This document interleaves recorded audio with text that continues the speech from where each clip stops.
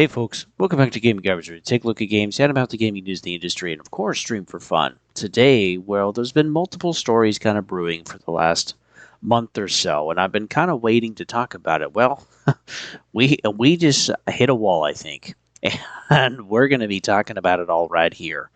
So we're going to be talking about the RAM. We're going to be talking about kind of the continued consumer creation, of RAM and GPUs, and also it affects SSDs as well. So yeah, the consumer market is just going to be disappearing a little bit, which is not good for pricing or any of that stuff in the future.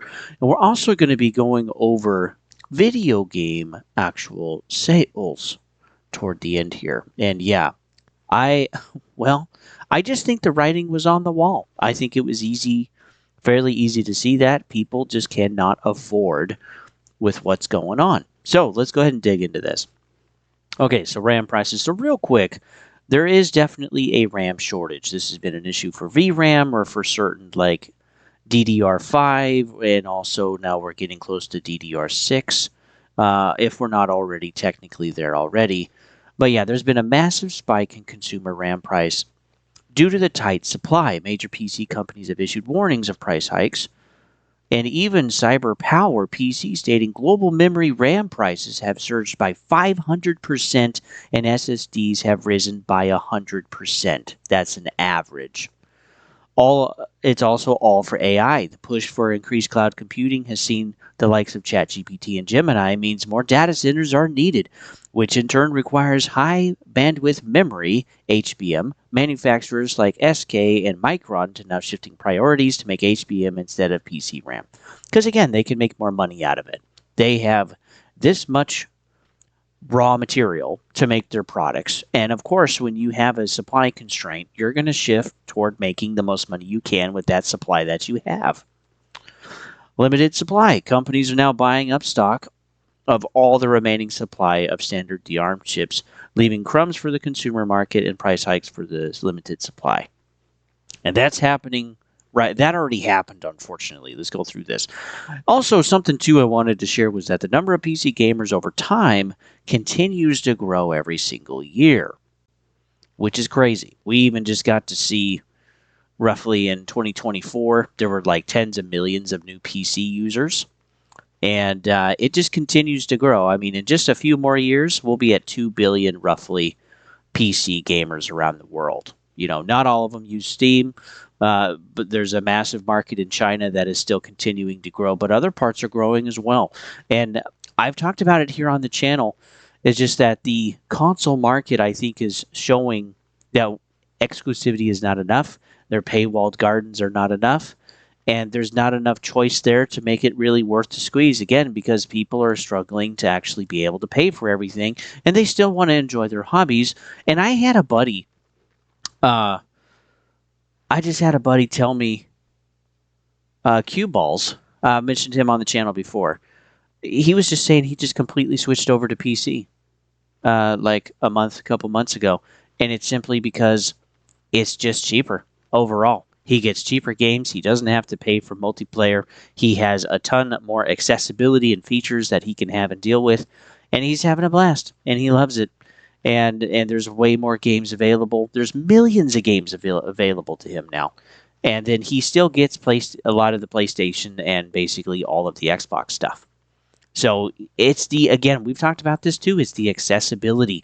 And again, when people can't afford stuff, they're just going to go to what accessibility is the best. And that's ultimately PC. And it has been for a long time. But I think the exclusivity is really disappearing from Xbox. Officially, because again, they can't compete. They're in the worst place, so they're the ones to make the changes first. And Xbox is seeing what's going on, and so they're shifting hardcore. We see that already. Most of us already know that. PlayStation is seeing that too.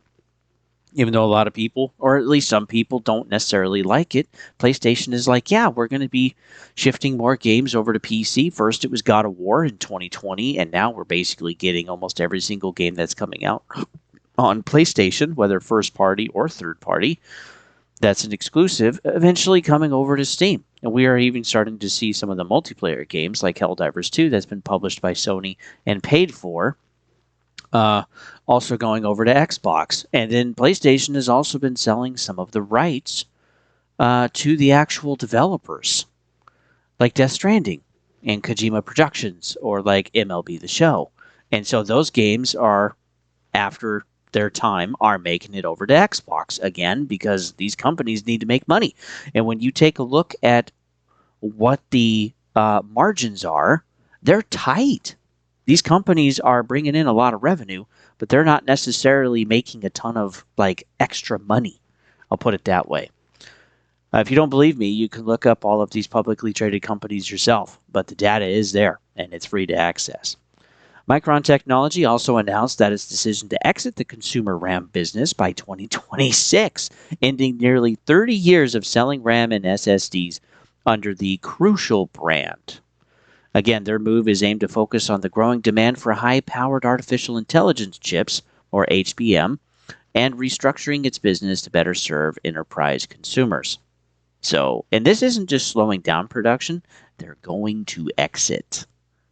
So that's going to make problems worse for anybody that's gaming, right?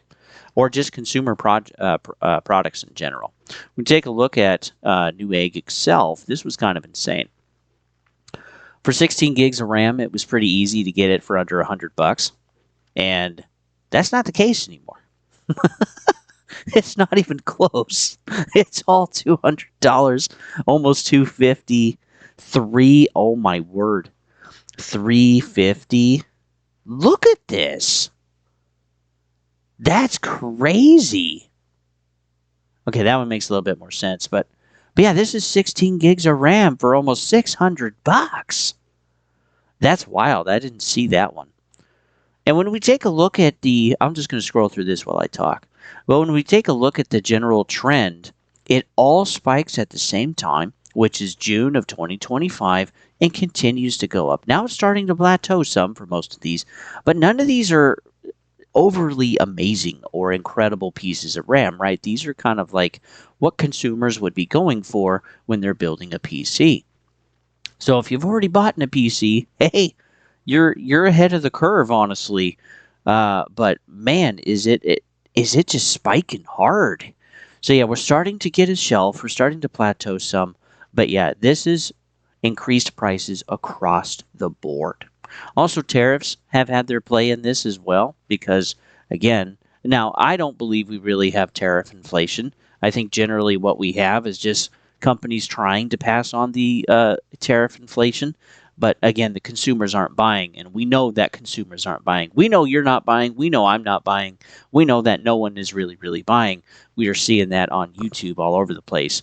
Credit card market debt is spiked. Student loans are back in full force. There's no stimulus money out there, and we're starting to see what the real economy is like, and it's unsustainable.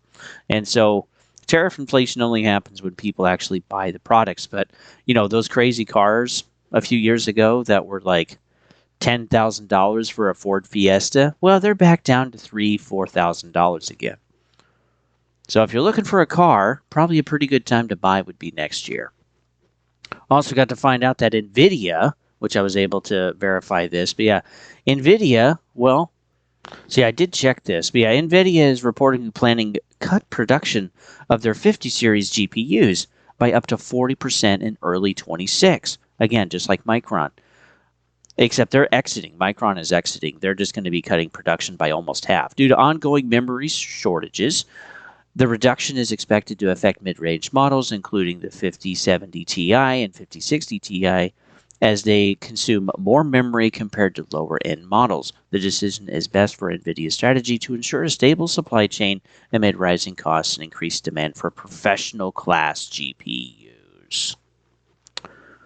So again, they're dealing with the same thing. And they also supply to the massive, kind of business business market, and again, data centers and all of this stuff. And even OpenAI, I forgot to pull this up too. Even OpenAI and some others are saying, yeah, we're literally buying stock. Like, the chips aren't even made yet. They're not even mostly made yet. We're literally just buying the components, the stock, the raw material to make RAM and to make these HBMs and other things. And it's like we're buying it way ahead as far as we can, which then, of course, it never even gets close to actually coming to market for people like you and me. So if Micron's doing this, NVIDIA is doing this, well, the Switch 2 has an NVIDIA GPU. So the price tag of $450 for the Switch 2, I would be shocked that it stays there, because then I think they're going to be taking it as a loss. So $450 I think isn't going to stay there. I think we'll probably see $550. And that'll be sometime next year, because they're dealing with tariffs as well. They're now dealing with the RAM shortages. They also have an NVIDIA GPU, which NVIDIA is going to be making less of going forward. And yeah, I mean, when you're just taking stuff offline for the consumer market, it affects everybody. And this is also going to affect AMD and Intel, and I mean everybody else. Because if it continues to go on long enough, people are just going to buy what's available. They don't care what it is, what the quality is, how old it is. They're just going to buy what's available. So, including all of the used stuff, which is risky, but again, people are going to do what they're going to do. We take a look at the PlayStation 5, which also the PlayStation 6, well, that's going to be AMD. When we take a look at the Xbox Series X and also the next-gen Xbox, that's also going to be AMD. When we take a look at the Steam machine, that's also going to be AMD. So that's good, but again, this is also going to affect AMD prices, just not as much. But it still affects the entire market. So looking forward, the next gen PlayStation, the next gen Xbox, the next gen Steam machine after 10 years, this is definitely going to be a problem. Because it's like, what kind of prices are we looking at? We're probably looking at $800 for a PlayStation 6, $1,000 for an Xbox, and then the Steam machine, we're probably also looking at like $700-800. I mean, and the reason I want to cover this is because I want you guys to be informed as best as you can, and when we actually get actual launch stuff or get close to launch stuff, for all of these different consoles. Switch 2 already happened, right? And I covered that a lot earlier in the year. But yeah, when we get closer, I'm going to be covering all of this stuff because I know that you guys have limited money, just like me. And I'm going to want to be informed, just like you guys, as much as we possibly can to make the best purchase that we can. And I think going forward, we need to start looking at what the prices are going to be, what the specs are, what the features are going to be, what the accessibility is, as that's what everyone's going to drive toward, because everybody's struggling with maintaining their standard of living, and most of us can't. Okay, spending hundreds a month on food just for one person, the insurance, the cost of the car payments, the student loans coming back, the rent, being $2,000, $3,000 depending on where you live in the world. Having to get creative. DoorDash isn't working. You're getting fired from your job. It's hard to find a second job. All you can find is part-time. You lost all your benefits. Your health insurance is insane. Hundreds of dollars to like over $1,000 a month now. I mean, it's just people are going to choose most of that stuff or just go without. And they are still going to do whatever they can to actually enjoy their hobbies like gaming. And that's why I've actually kept gaming for as long as I have, is because it's the cheaper hobby out of all of the ones that I've had. And some of the stuff I can fix myself, so that's great. But again, not everybody can do that. So this, even though AMD isn't making any shifts or changes, and they're just being handed something on a silver platter, gold platter, platinum, really. And AMD, you better not mess this up. Because you have quite the opportunity to make a ton of money. But again, what are these going to cost? Any of them. It's going to be it's going to be up. It's going to be up a lot. The days of 500 are done. I don't even think the Switch 2 can be $500 anymore going forward.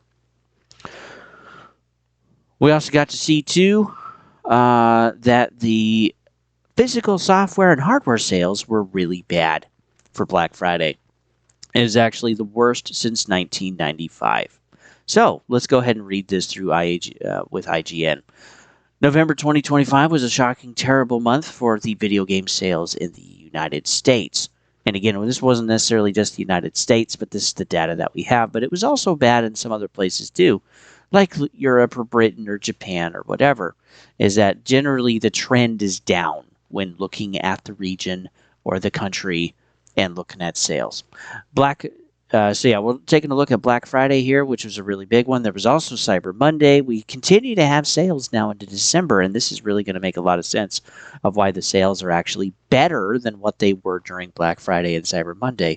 But yeah, Black Friday in November was actually the worst November in video game hardware in unit sales and the worst in physical software dollar sales in the US since 1995. Which that shouldn't be happening because the price of every game is up, right? The $60 game is basically dead. We're at $70 now. We're at $80 now. All of the DLCs are like, $30, $40. We have free-to-play model games that are $40. I mean, that shouldn't be happening. All of the microtransactions, yeah, and it's all down. It's crazy. Even worse, in unit sales reached, 1.6 million in sales, which was the lowest November since 1995's at 1.4 million. So yeah, November was we just went back 30 years in hardware sales, which is crazy. And this is encapsulating all of them together. Okay, this is Switch, Xbox, and PlayStation. So Xbox Series hardware saw a decline of 70% year over year, which we would definitely expect that because, which is the worst I think they've ever had. But yeah, we would expect that because again, they've had 2 price increases on their consoles. It's too much. I mean, it's over. It's like what is it now? $650 for a Series X when it was $500 when I got mine. It's insane. This also affects the used market too. PlayStation 5 was down over 40%, which again I think is some of the worst they've ever had.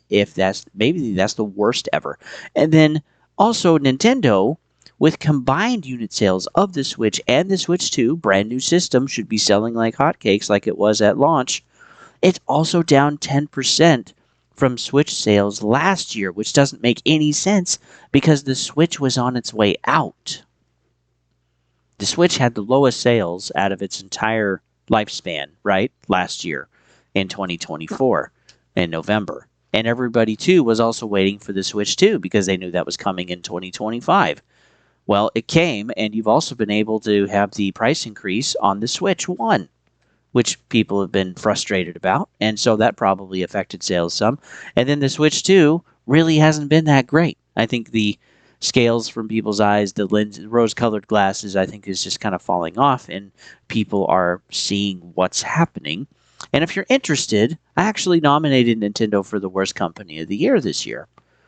Which I wasn't expecting to do, but hey, it's how the cards fell. If you're interested, that video will be at the end screen.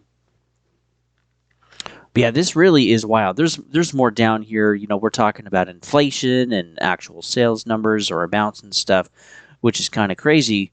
But it is just wild. But yeah, for November 2025, in the U.S., the top 25 best-selling games in order. Well, even though this is on Game Pass, the best-selling game for November was still Black Ops, and it was actually above Battlefield. Battlefield's got an extra month on them, so yeah, they've sold more copies so far. But too, the sales are even down for just Black Ops 7, and the reason I think that is because people are choosing the cheaper option. We know that there's tens of millions on Game Pass, depending on what version you have, whether it's PC or whether it's on Xbox, and they're getting the cheaper option to try out the game maybe before they buy it, or they'll just pay for the subscription and not buy a copy at all. And we've been seeing that trend with Xbox, even with Black Ops 6. Even though the sales were kind of down for Black Ops 6, it had the highest player count ever in the history of COD at 33.7 million. Next was Battlefield 6, which they've sold my guess would probably 9 or 10 million copies by now. But Battlefield 6 since launch has basically been on sale. Like every month, and even the pre-order was 10% off, and it's even still on sale, I think, right now. NBA 2K26, more sports games. Pokemon ZA, which there's an asterisk there for the bundle, I believe. Ghost of Yote was number 7. College Football 26. Minecraft, which is wild. That game is so old by now. Kirby Air Riders, which was a new one. And then, yeah, Hyrule, Outer Worlds 2, Sonic Racing, Donkey Kong Bonanza, Spider-Man 2, Red Dead Redemption 2, which that game is like 8 years old now, Grand Theft Auto 5, that's 13 years old, Borderlands 4, Forza Horizon 5, which that's probably a lot of PlayStation 5 sales, and then Digimon Time Strangers. So those were the 25 top-selling games for Black Friday. But yeah, the whole thing is just getting crazy. Oh, here it was. It was here at the end here. But yeah, the whole thing is getting crazy. And going forward, I really think a lot of players are just going to focus on just what they have. I don't think they're really going to pay forward. I don't think they're really going to buy. Some will, but I think for the next gen, if things don't really change for the economy, for inflation, for the layoffs, if people don't feel like they have the money, they're just going to stick with what they have, and that's where they're going to play. And that's where Xbox is going to benefit, because they've been building their entire ecosystem now of just like, hey, phone, tablet, old Xbox, current Xbox, PC, you have a PlayStation, we don't care, you can buy and play our games. And I think that's been a really good setup for Xbox. And I think we're going to see that in the sales numbers. PlayStation, they're going to continue to do what they're doing. They're going to have a few games coming out, some of the first party, some of the third party. Switch 2, they've had some good games, but none of them are really bangers. And I'd say that's probably for Xbox as well. There's been quite a few games where people, I think, expected them to be better, but they weren't, or that the cost was too high, or like with Outer Worlds 2, they tried making it an $80 game. And, who's to say that companies still won't try that? I still kind of expect that Xbox will try to have $80 games, because they've said, paraphrased, that this year they're going to go back to the standard $70 price, not just for Outer Worlds 2, but for everything they were planning on, which I think also includes Call of Duty, which was $70. But I think going forward in 2026, I think they'll try $80 again. And I wonder what game they're going to try it on. I don't know. We'll have to see. And also, too, with the next-gen hardware, I think there will be FOMO at the beginning, just like we're seeing with the Switch 2 right now. And then sales for hardware are drastically going to fall off. I think, too, we'll also see that for the Steam machine. I think when we see what the price is versus what it actually does, people are like, I'll just stick with what I have. And this is going to be an issue, because most people have been kind of buying better hardware to kind of somewhat keep up. And there's always a few people at the top that buy the high-end stuff, right? But they're going to continue to buy. And then, they're priced out by inflation now, just with life. And so they're going to see what the next gen stuff is, whether it's Steam Machine, PlayStation, Xbox, Switch 2, whatever. And they're just going to be like, you know what? I'm just going to stick with what I have. And we're also going to see less people buying multiple platforms. Just like with my buddy Q Balls, he's like, yeah, I can just buy a PC and I can basically just get it all. And I think that's what we're ultimately going to see. So I think, long term, Nintendo and PlayStation are going to kind of stick with their consumer base that they have. And I don't think they're really going to grow that much. I think even the Switch 2, I think it'll have a hard time hitting 50 million in sales, total sales for its entire lifetime, until we get like the Switch 3. And the Switch 1 sold 152 million. So we're talking about 66% of the sales just evaporating. And again, the Nintendo consoles, the last few generations, have always been a secondary console to PC or to PlayStation or to Xbox. People will choose where they want to play because they want the better performance, they want more features. And again, with Nintendo paywalling everything, nickel and diming you to the nth degree as far as they can, and also raising prices still on their accessories when the quality doesn't go up.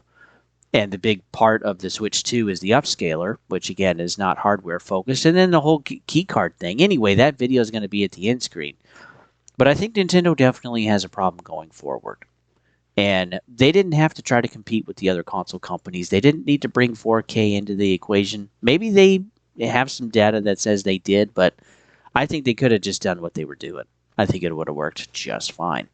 But they wanted to compete. They've wanted to show that they can have that fidelity, that they can have the higher frame rate, that they can also be a handheld and a console. And it's just, well, they have to lay in the bed that they've made. And I think PlayStation going forward, again, I think they will keep their audience. They've done a good job of building those digital libraries. So yeah, people aren't going to give those up that have those already. But when we're looking at the next generations, they're going to look for accessibility. And that's why we saw on the chart with Statista that the users for PC gaming keep going up around the world every single year. And what we've heard from PlayStation and what we've heard from Xbox is that the sales have just plateaued the last several years. And that's probably not going to change for a while going forward. Because again, it's just expensive. And the entire gaming industry is just becoming a premium hobby. And people are getting priced out by that inflation. And it's going to be hard. Even right now, like all of the game sales that we had, some of them were pretty good. Some were definitely better than 2024. But 2025 still wasn't great for Black Friday. And then we had better sales for Cyber Monday week. And now we have just winter sale. Like the sales never actually stopped. They've just cranked them up to 50. And now you can get some games that are amazing, whether it's on Steam or PlayStation or Xbox, it doesn't even really matter. And we've even seen some sales already, like on Mario Galaxy 1 and 2 bundle, where it's been on sale at some retailers. And that's kind of surprising because Nintendo never does that. They never release a brand new game or a new bundle or a remaster or whatever, and we don't see it on sale. It's really just kind of shocking. And every company, every publisher, every retailer, everyone in the electronic technology space, they're feeling the pressure on their profit margins. So they're all going to be competing with what they can do. And I think we'll see more of a shift, kind of like Steam Machine, kind of like next-gen PlayStation, where it's like it's not as good as it could be. And the Xbox is going full out, which I think they have to. I think they're focusing on the true fans that would be excited versus just making something that's mediocre. And I still think we'll have that duality with Xbox, and we'll also have that with PlayStation as well. But man, I don't know. It's going to be interesting going forward. I mean, really, I think the upscaler is going to be king. Hardware is going to be too dang expensive, and the upscalers are just going to take over.